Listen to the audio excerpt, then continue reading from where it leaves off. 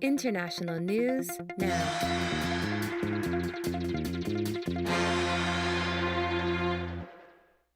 Okay, like we said at the beginning of class today, we're going to cover two related news stories. The first one we're going to talk about is the new book by Bob Woodward on the Trump administration, and then we're going to tackle the anonymous op-ed published in the New York Times.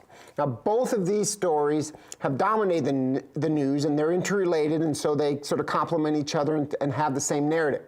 So we're going to begin with the Woodward book. Now, last Monday, the Washington Post released a story containing excerpts from the Woodward book, which is his latest, I think, 19th book. And it was released today. When those excerpts came out, I got a text from Pat McDonald saying, "Did you see this? ... You know, I'm not going to say what he said, but it was expletive, let's say. And then we had a long discussion. So it is dominating everybody's conversation, or at least people like Pat McDonald and myself, and it has been the one thing that has just grabbed all the headlines, but also all of our attention. So the story from the Woodward book in the Washington Post focused on headline-grabbing quotes from Trump administration officials that were found in the book that are highly critical of President Trump. Senior administration officials quoted by or referred to by Woodward said or called the president an idiot. That was attributed to Chief of Staff John Kelly. The Secretary of Defense, Jim Mattis, reportedly told associates that the president acted like and had the understanding of a 5th or 6th grader.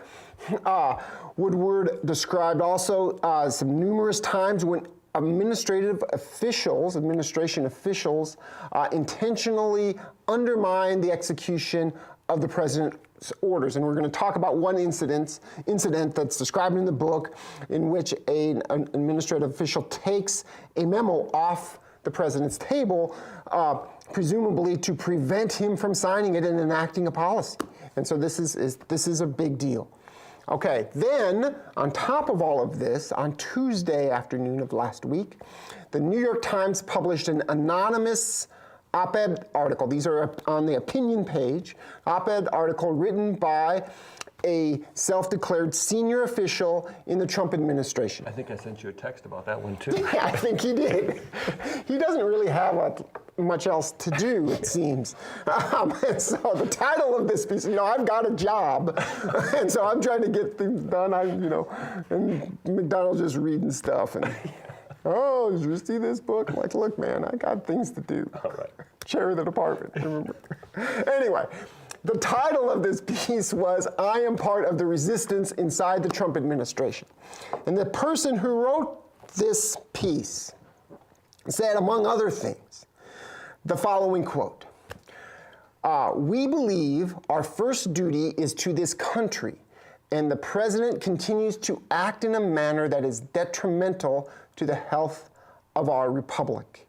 So this is an amazing thing for a member of a president's administration that was appointed, supposedly, by the president himself to say about a sitting president. And so there's criticisms made about presidents all the time, and really severe ones. But to have one from the inside is really the unique part of this. And so according to the op-ed, because a lot of the appointees within the cabinet and the White House staff think that President Trump is acting in a manner detrimental to the health of the republic, many of them have vowed to do what they can to preserve our democratic institutions and thwart what they consider Donald Trump's more misguided impulses until he's out of office.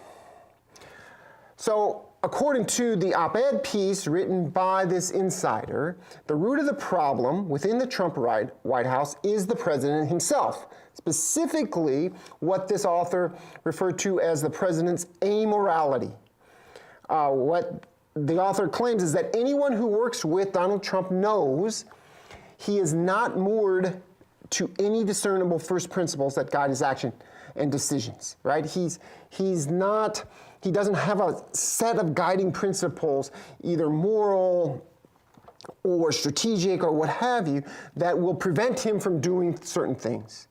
You want to say so? Those were direct quotes from the op-ed piece, and we've posted a link to the op-ed piece in the modules page for today. I encourage all of you to go and read it. It'll take 5 minutes of your time, but the claims in there are unbelievable, really historically unprecedented. Right, and the thing to do, I would say, is you don't really want to only rely on other people's rendition of these sorts of things, right? This op-ed piece, for example.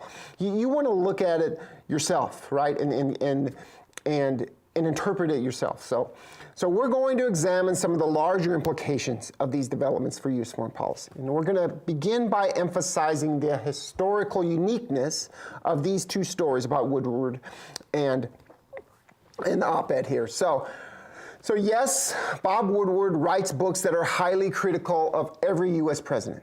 He's been doing this since the Watergate era. However, the content of this book, the internal criticisms of President Donald Trump, along with Woodward's argument that there is an active administrative coup within the Trump White House, is not typical of prior presidencies. Woodward argues that there is a higher level of dysfunction that's qualitatively different in this administration than any other that he's written about.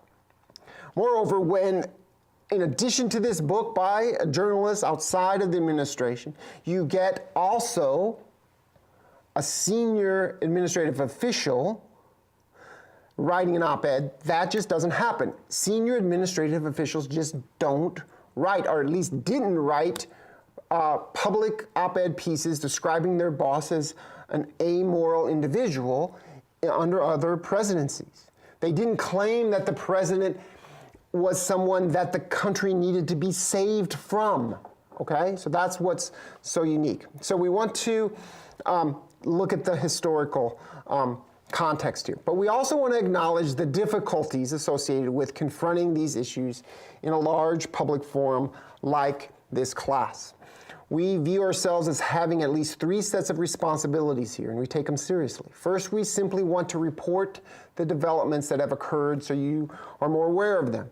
Second, we want to provide some of the deeper historical context and significance emerging from these stories.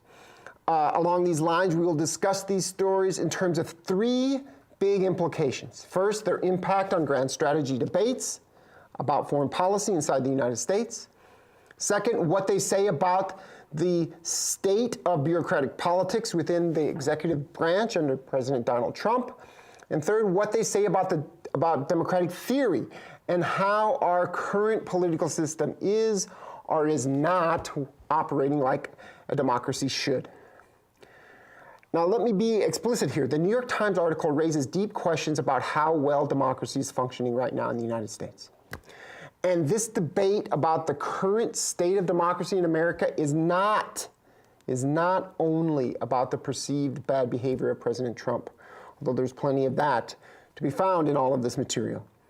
So even if you are a strong critic of the president, we want to discuss how these self-proclaimed adults in the room, these senior administrative officials within the Trump administration, could be effectively thwarting the democratic will of the American people by actively preventing Donald Trump from pursuing policies as president that he successfully campaigned on during the presidential election.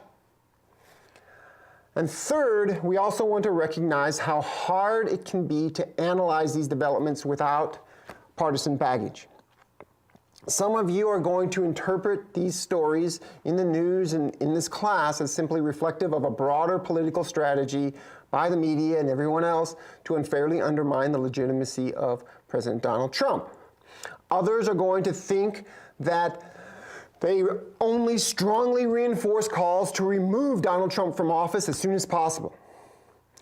I believe that both critics and supporters of Donald Trump in this class are likely to perceive what Pat and I say today as biased from both sides.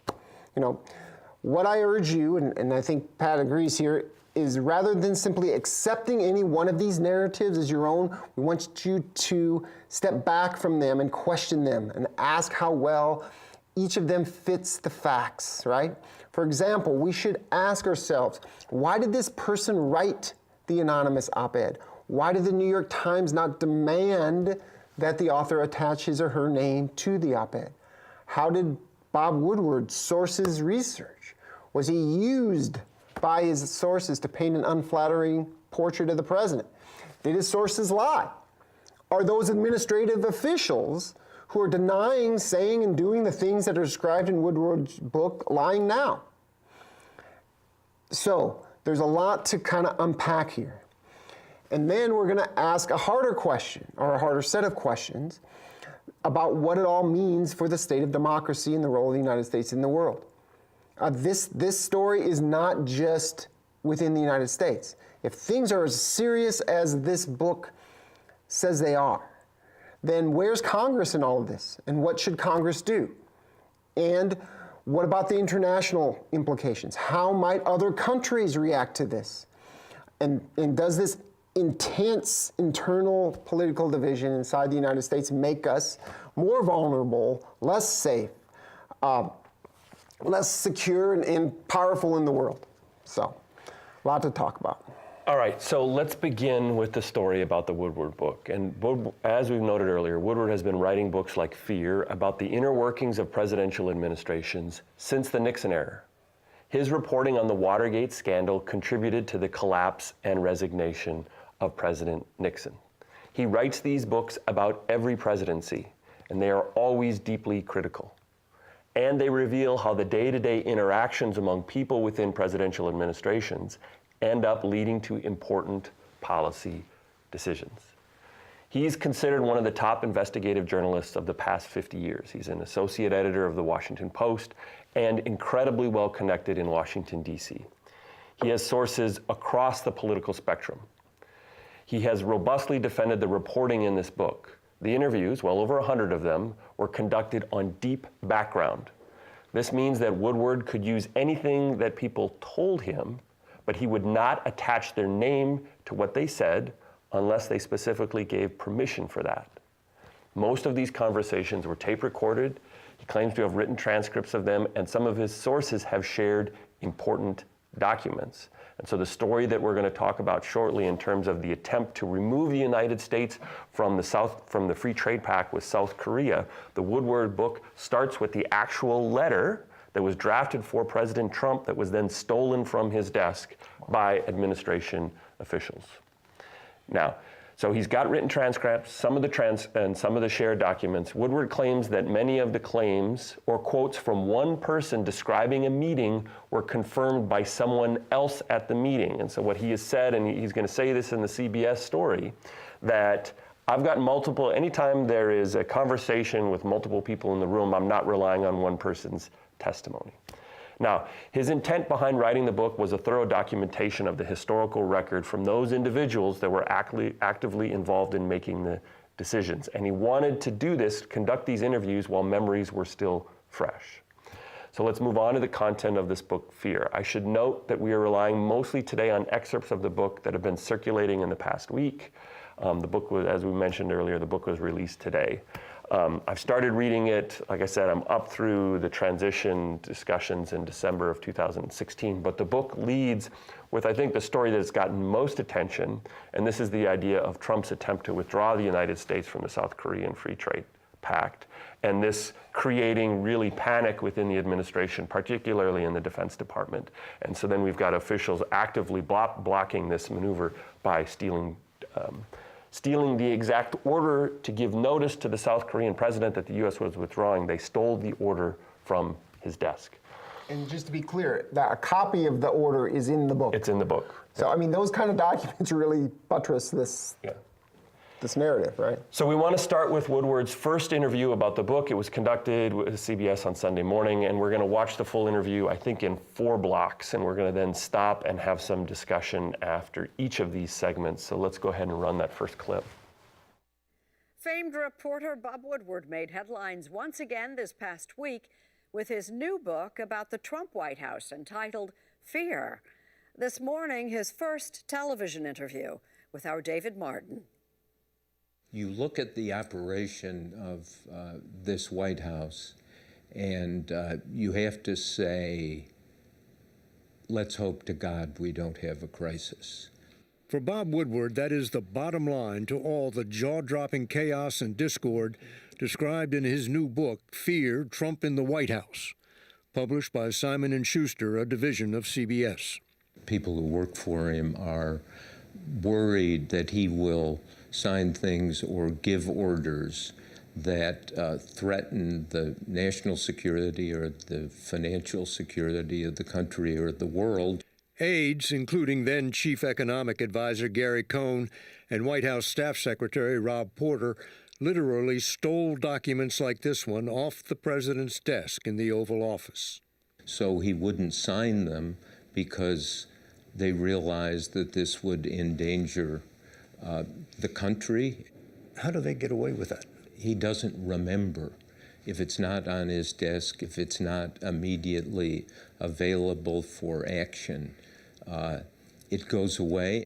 Unelected officials like Cohn and Porter intentionally thwarting the actions of the elected president, the exact reverse of what a White House staff is supposed to do. Going back to Richard Nixon and Watergate, this is the 9th White House Woodward has covered. In the 8 others, I never heard of people on the staff in the White House engaging in that kind of extreme action. In Woodward's telling, Donald Trump does not see America as the indispensable nation. He sees it as an international sucker taken advantage of by allies and trading partners. He complained his advisors don't know anything about business. All they want is to protect everybody that we pay for. According to Woodward, the president is obsessed by the fact the U.S. pays $3.5 billion a year to station troops in South Korea as the first line of defense against the North. I don't know why they're there, he said at one meeting. Let's bring them all home. At another meeting, Secretary of Defense James Mattis starkly explained why the U.S. has 28,000 troops in Korea. We're doing this in order to prevent World War III. The United States has great strength and patience, but if it is forced to defend itself or its allies, we will have no choice but to totally destroy North Korea. The standoff with North Korea has been eased for the moment by the Singapore summit, which brought together 2 leaders who had been trading nuclear threats and schoolyard insults. Rocket Man is on a suicide mission for himself and for his regime. The president later made that little rocket man on Twitter, which he told Staff Secretary Rob Porter may be my best ever. When Porter asked if it might provoke Kim, the president replied, "It's leader versus leader, man versus man, me versus Kim." The most dangerous moment of the standoff, Woodward says, came when the president went to work on another tweet. He drafts a tweet saying we are going to pull out dependents from South Korea, family members of the 28,000 people there. That tweet was never sent because of a back-channel message from North Korea that it would regard a pullout of dependents as a sign the U.S. was preparing to attack. At that moment, there was a sense of profound alarm in the Pentagon leadership that, my God, one tweet, and we have reliable information that the North Koreans are going to read this as an attack is imminent.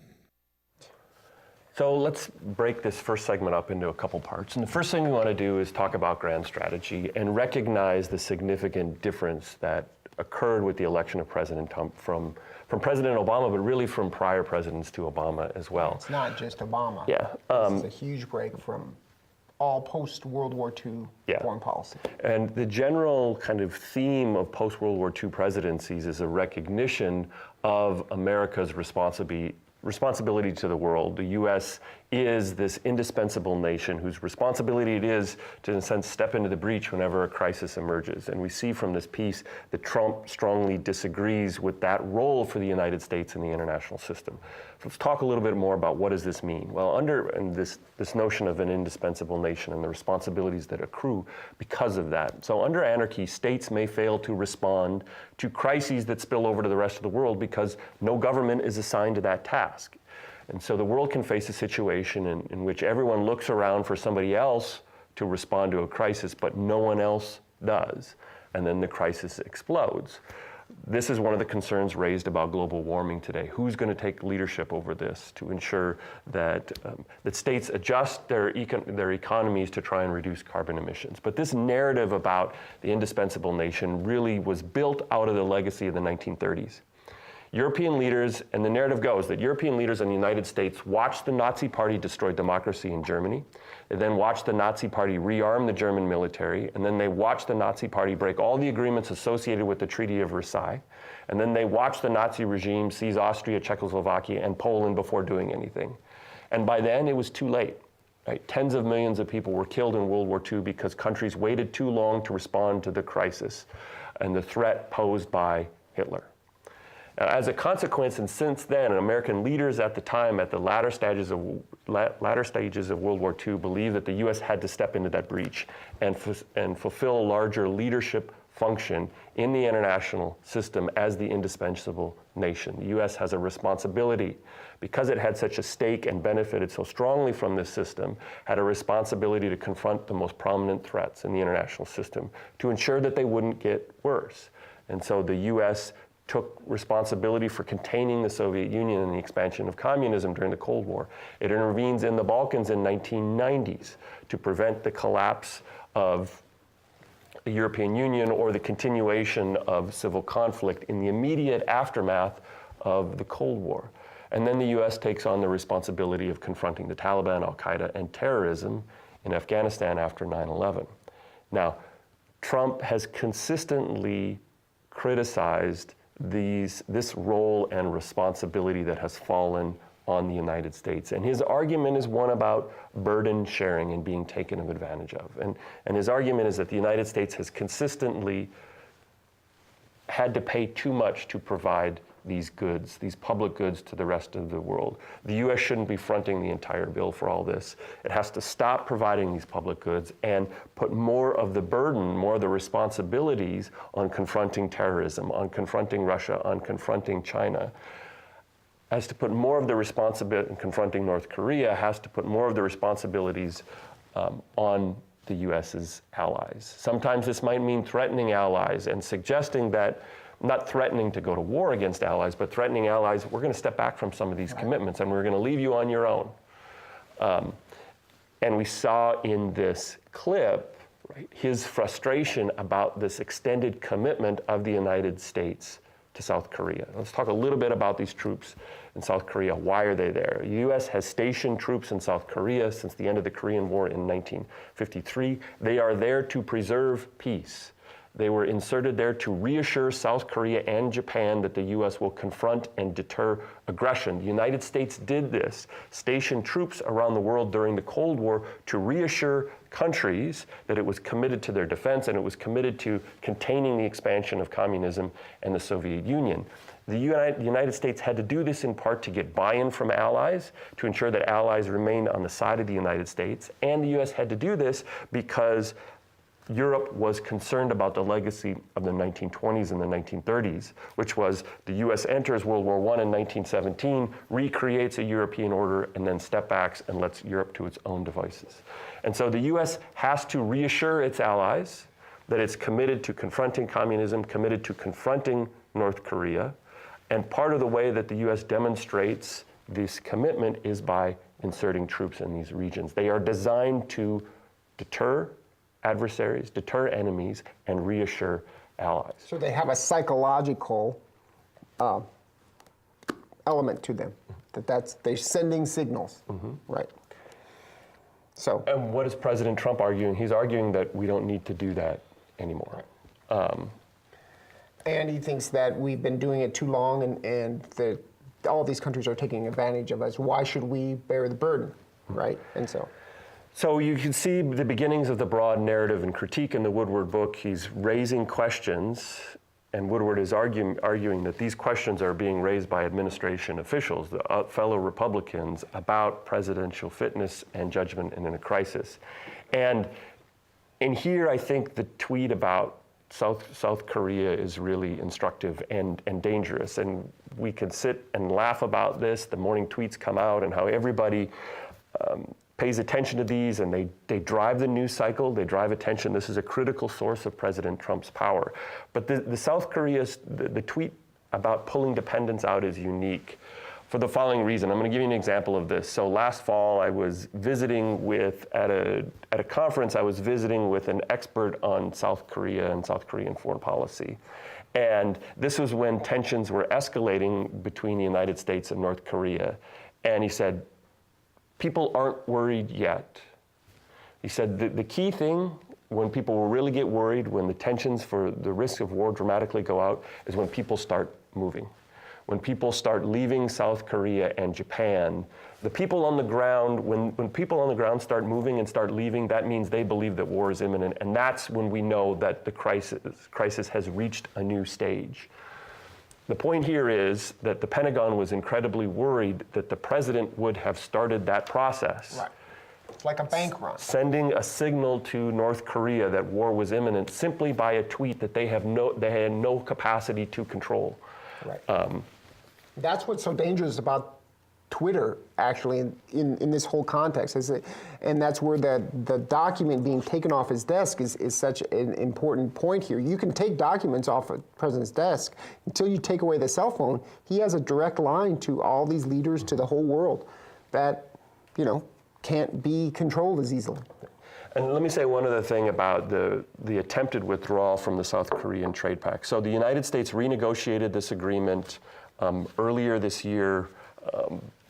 The U.S. did this in preparations for the summit with North Korea. The administration wanted to solidify the economic relationship between the two countries. This did not involve a ton of sensitive changes to the free trade agreement. My read on this is it was both sides declared victory, but there wasn't a lot in terms it was going to alter the balance of trade between the two countries. But the concern within the administration, and this is Gary Cohn, who takes the document off the president's desk and then gives a copy of the document to Woodward. The concern was that the American security relationship with North Korea is intimately tied to the strong economic relationship between the two countries. And so this creates a source, the economic ties create a source of common political interest between the two countries, reassures that the South Koreans that the U.S. is committed to the security of South Korea, and gives the South Korean people a reason to support their government that wants to preserve this alliance relationship with the United States.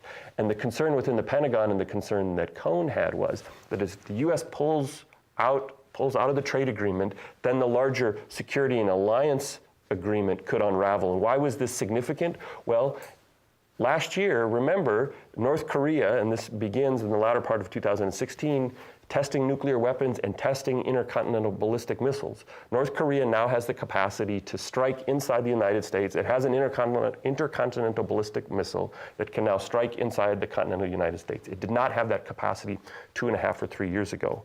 One of the things that Cohn is concerned about, that Woodward has emphasized in stories about the book, is that as part of the special intelligence and alliance relationship with South Korea, the United States can now determine when a missile is launched from North Korea within 7 seconds of it being launched.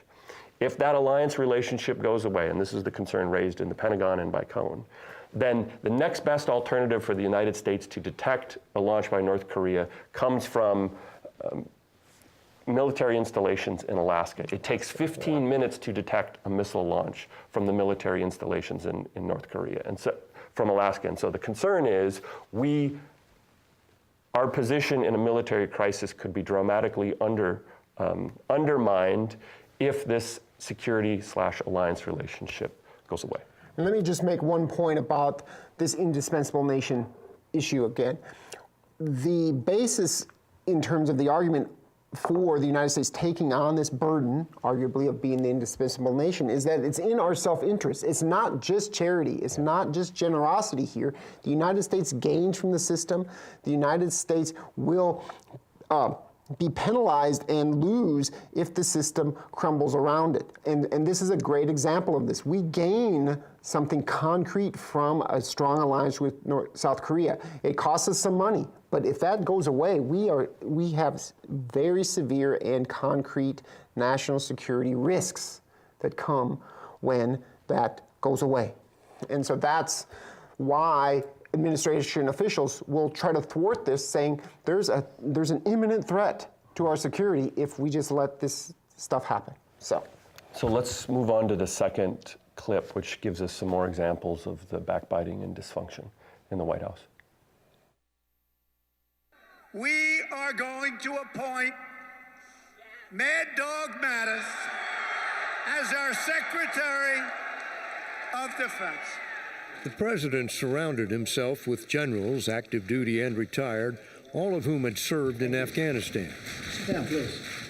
But before he decided on a new Afghan strategy, he insisted on meeting with enlisted men who had served there as well. I'm going to be talking to you about Afghanistan. What you think, your views? In a meeting the next day, he lashed out at the generals.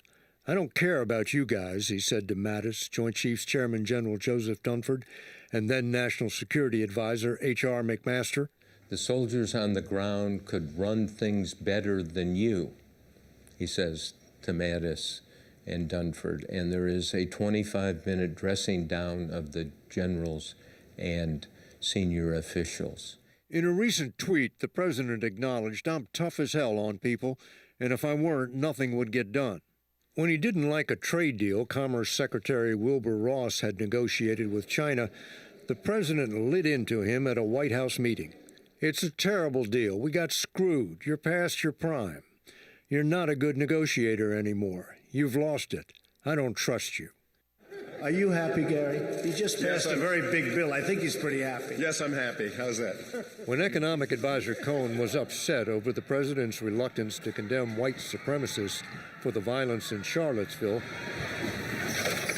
he went into the Oval Office to resign. Trump said, "You can't resign. I need you to do tax reform." And he said, "If you leave, this is treason." And Trump talked him out of resigning. Afterwards, Chief of Staff John Kelly, who had been in the room, pulled him aside. Cohen wrote this down. Quote from General Kelly, "If that was me, I would have taken that resignation letter and shoved it up his 6 different times." End quote. 6. Okay, so this clip gets at some of the intense internal political struggles within the White House. There were threatened resignations. The response to Charlottesville and the white nationalists there caused a lot of consternation within the White House. Trump was very critical of the generals. He was very critical of Cohen. This is clearly a tough place to work. And Donald Trump admits that he's very hard on people. And Woodward is going to argue that this is the worst of this he's ever seen, the worst sort of situation in terms of intense stress and political infighting in any administration he's seen. Now, it should be pointed out, it needs to be pointed out, that there's nastiness and internal struggles in all administrations. But the big question is this a qualitative difference? Perhaps that kind of internal dissension has just reached a new level. And so we will want to understand that there are always intense rivalries and competition at the upper levels of national politics, but how dysfunctional it gets depends on how severe those rivalries get and how they spill over into the public and sort of corrupt the decision-making of the president. Now we want to move on to the next clip, and this is going to do some of what we suggested you should do when thinking about these stories. It asks Bob Woodward about his reporting process, to question the reliability of his count. It presents the administration's counter-argument to the book, and sort of challenges, or at least ask the question about Woodward's credibility. And so while you're watching this, imagine yourself as a member of a jury, if you will. One lawyer is effectively asking you to believe in Woodward as a witness, and the others are asking the opposite. So let's go ahead and roll that tape. The president has been bracing for Woodward's book since last month, when the two lamented, or at least pretended to lament, that they had not talked. Woodward recorded the phone conversation with the president's permission. It's really too bad because nobody told me about it, and I would have loved to have spoken to you. You know I'm very open to you. I think you've always been fair. It's a tough look at the world and your administration and you. Right. Well, I assume that means it's going to be a negative book. That's all right. Some are good and some are bad. Sounds like this is going to be a bad one. Last week, when the contents of Fear began to leak ahead of its scheduled publication, the president said it was worse than bad. The book is a work of fiction. If you look back at Woodward's past, he had the same problem with other presidents. He likes to get publicity, sell some books. He's added fake books to his complaints about fake news. Are you ready for a tweet storm directed at you? I've been there before. So we respect the free press. I respect the free press. I don't respect the type of journalism, the shabby journalism that is being practiced by the Washington Post.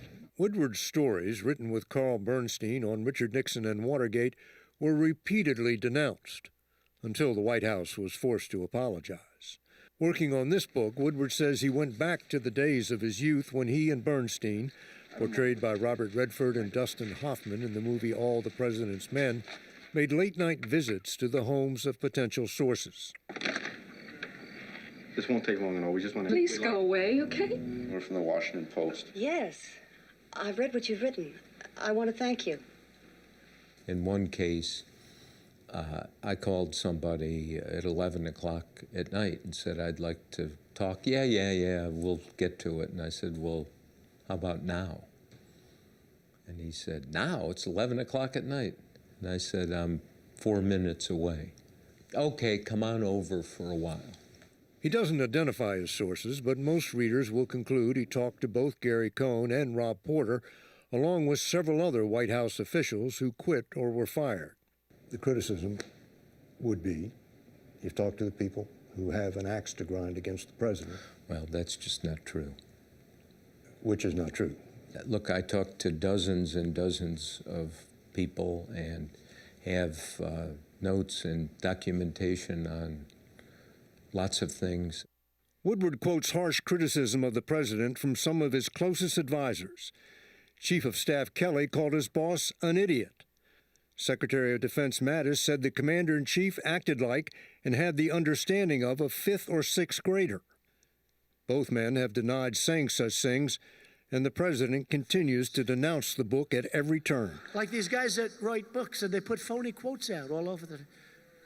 Totally phony quotes. I mean, it's totally like fraudulent books. They're like fraudulent books. He said the quotes are just not the way he speaks, and the quotes are fabricated. What do you say to that? He's wrong, and my reporting is meticulous and careful. In a second interview with CBS Sunday Morning, Woodward said he had multiple sources for every claim in the book. Multiple interviews with key witnesses. One person I interviewed 9 times, and the transcripts of those conversations are 700 or 800 pages. 700 or 800 pages for one person? Yes, sir. How many people did you interview? Oh, over 100. I would say that maybe half of those are key people.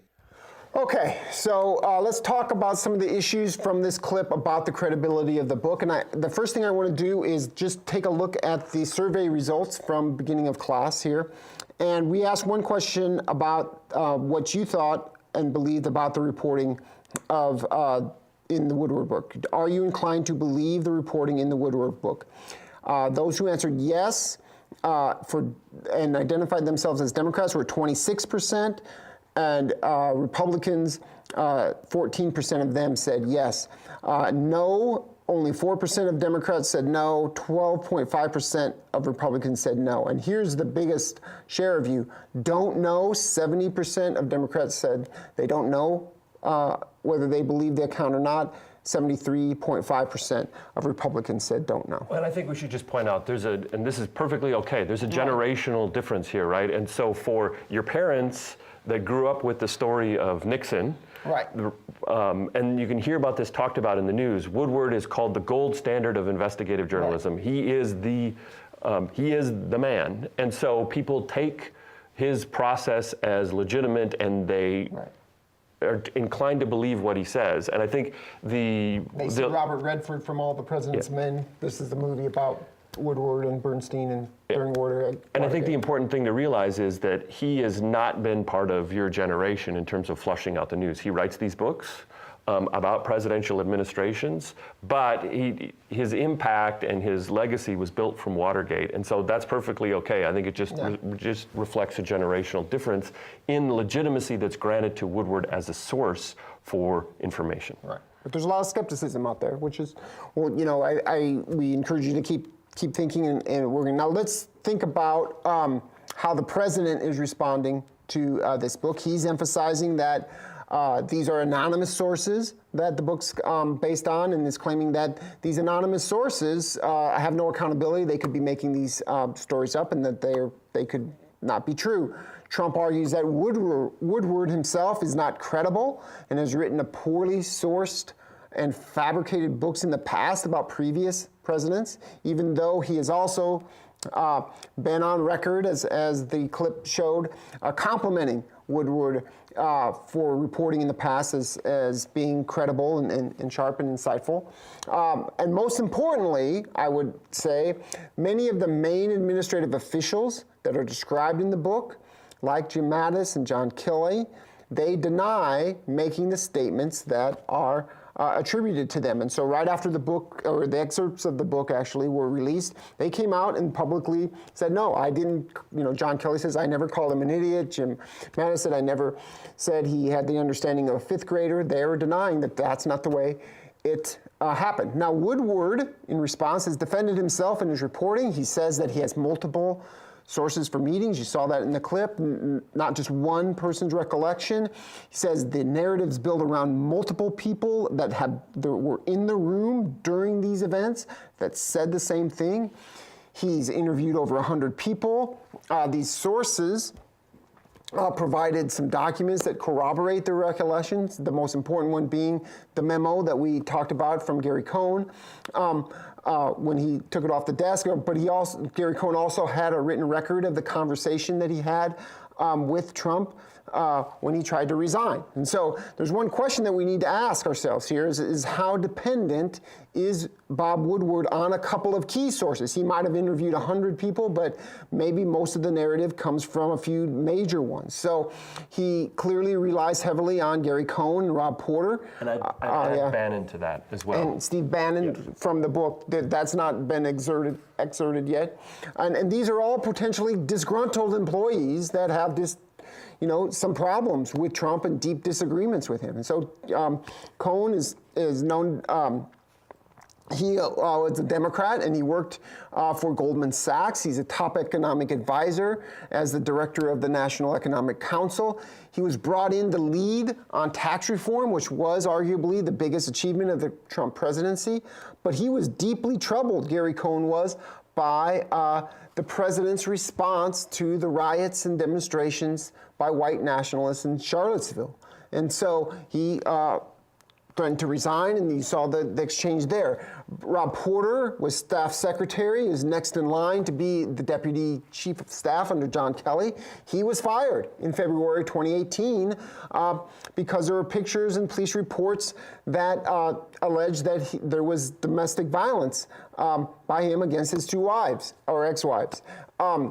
And so this turned into a scandal because it looked like he was promoted by people in the White House after they became aware of these events. And he's not happy about how he was treated by the White House. And so the larger point is this: it's okay to ask, does this book really reflect an aggregation of 100 people's different views, or instead is more narrowly based and biased perhaps because it follows and focuses on the views of a few people? It might be hard to tell because of this anonymous sourcing. Okay, so we've got one more clip to go to. Let's go to that.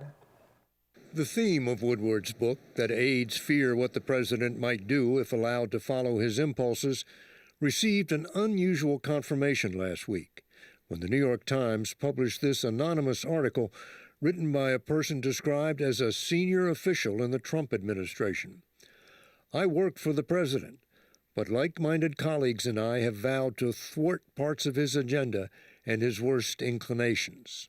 I have no idea who it is. It's very important who it is. It's very important whether this is somebody who witnessed and participated. And quite frankly, if there was a person in the White House or the administration who wanted to tell me what's in that op-ed piece, I would say, okay, name me who was there. What is the specific incident? As you know from having read my book, there are dates and times and participants. I wouldn't have used it. Too vague? Well, too vague and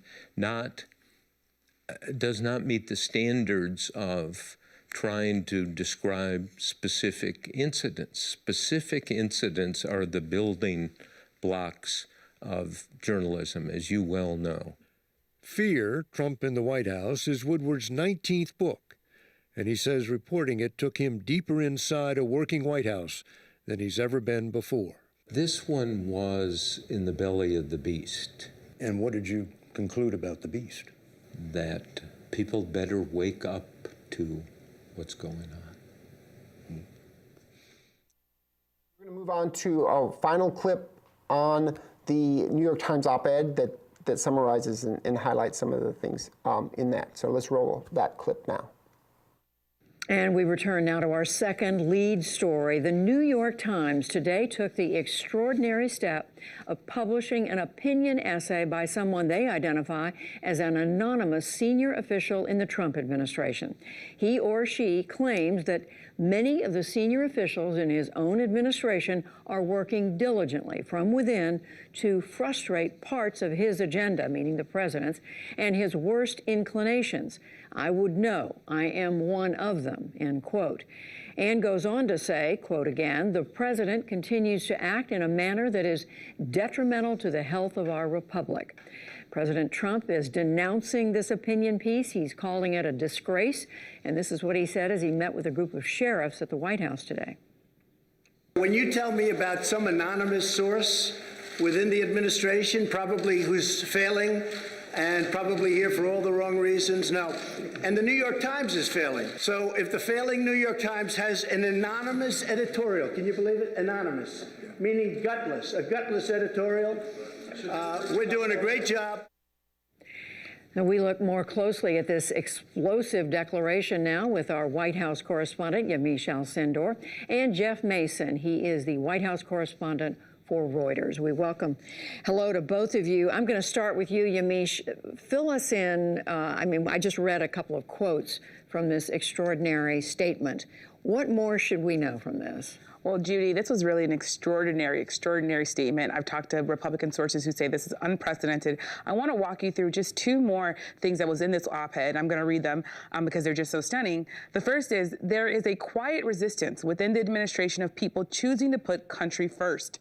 That's the first part of this. The second thing I want to point out is this op-ed says the bigger concern is not what Mr. Trump has done to the presidency, but rather what we as a nation have allowed him to do to us. We have sunk low with him and allowed our discourse to be stripped of civility. So this is really someone who feels as though they need to speak out, and is really almost a call to the nation, saying that we as a people need to look at what President Trump is doing. Jeff Mason, you've been covering the White House for a number of years. Have you seen anything like this before?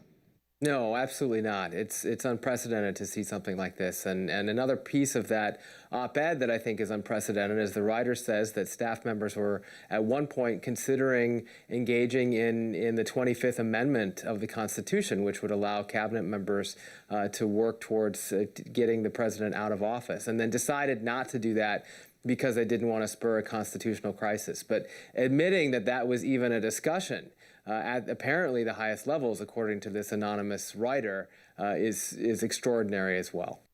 Okay, so let me highlight a couple things, and we're going to go to some poll results. The real core question here is about the democratic process, and there's been a lot of criticism of this op-ed piece and the actions hinted at by the piece, that it is undermining democracy in the United States by having administrative officials thwarting the policy objectives of a duly elected, popularly elected president. These unelected bureaucrats are subverting, arguably, the democratic will of the people. Senator Marco Rubio made a powerful and determined statement here that says this is not the way democracy works. If you don't like the president, you wait until elections and you elect a different legislature to oppose the president, and then you wait until the next election and you vote for someone else. You don't undermine, especially if you're unelected, the actions of the president.